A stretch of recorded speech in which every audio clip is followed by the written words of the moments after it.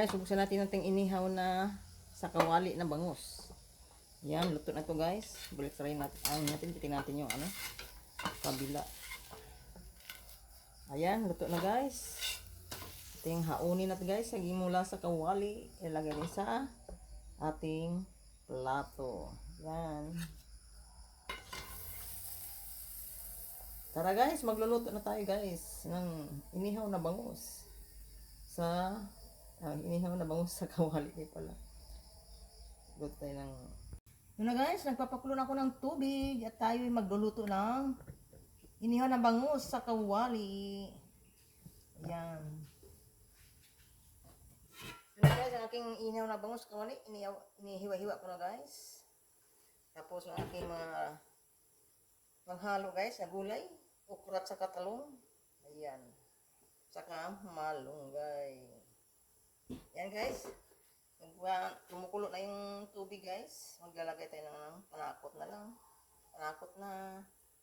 Ayan. Saka lemongrass.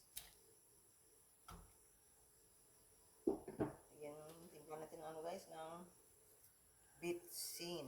Pampalasa.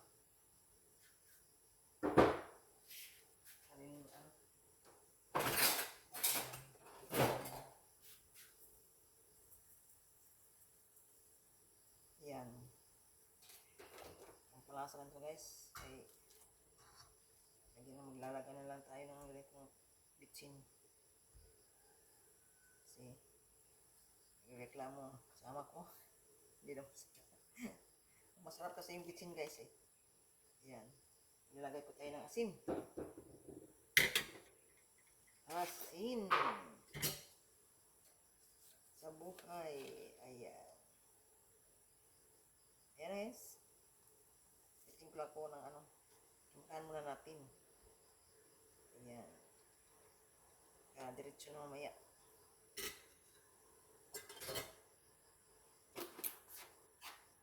Bigala pa shout out sa inyong lahat guys, mga viewers and subscribers. Ayan. Salamat sa inyong lahat. Sa inyong support.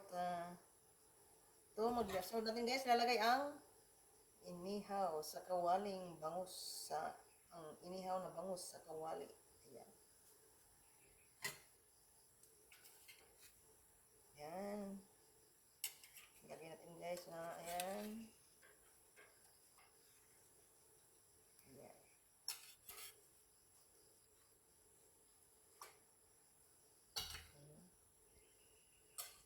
Hindi ako nagpipito guys kasi maraming mantika. Ayong cholesterol ang bangus pag piniprito mo. Ayan, inihaw na lang sa kawali natin. Hindi ko nag-ihaw sa, guys, sa kahoy.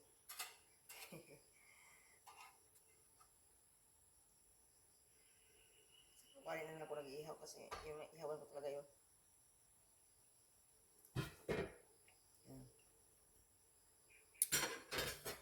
Tuluin mo, takpan natin na guys at tuluin natin yung bangus muna. Yan, takpan natin guys. Ilang sandali, mga 1 minute.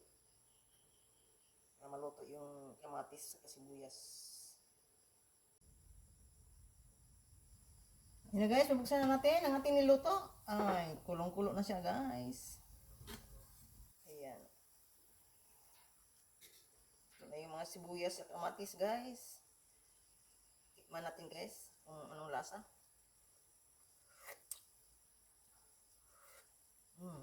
Sama na sa guys. Lasa pero tabang lang. Gantay na guys ng asin. Gantay ng asin guys. Ayan.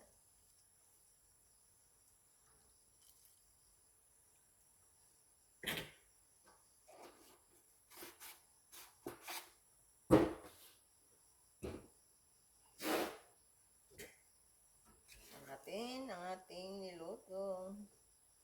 Inihaw na bangus sa kawali. Sinabawang bangus sa kawali.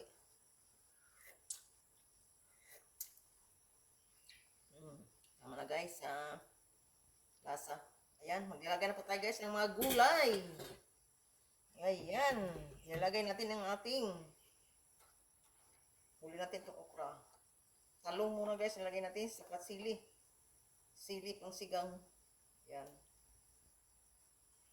Saka yung talong. Ilagay tayo ng talong. Yan. Ating sinabawang bangus sa inihaw na bangus sa kawali. Ayan.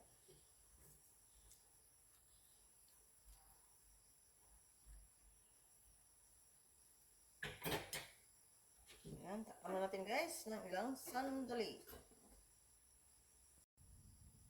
Buksan natin guys ang ating niluto. Ayan. Kumulo na ang ating niluto. At naano na yung talong. Ayan. Hapok na siya guys ang talong.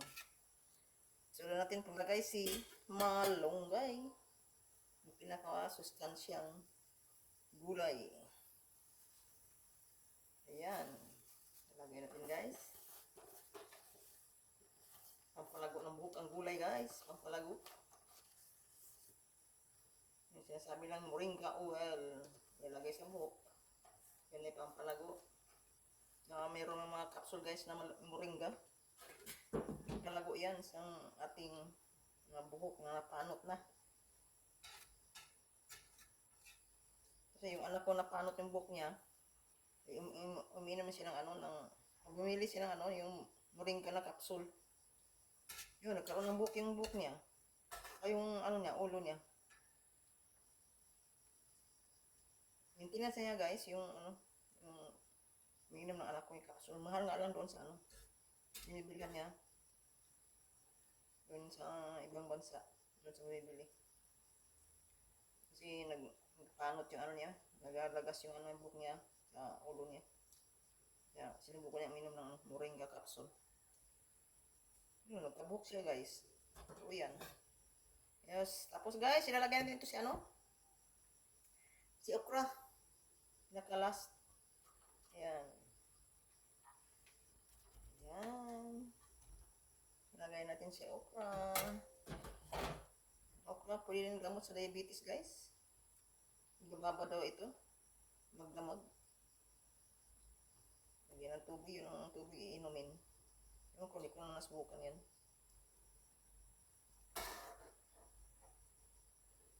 Ayan.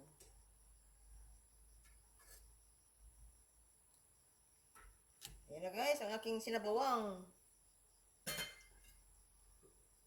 bangus na inihaw sa kawali guys.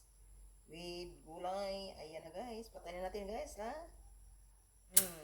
Ayan. Ayan ang aking sinabawang bangus na inihaw sa kawali. Ayan. Takpan natin guys. Don't forget to like and share and subscribe my YouTube channel. Los Minda Cory guys. Good morning and I love you all. Bye-bye.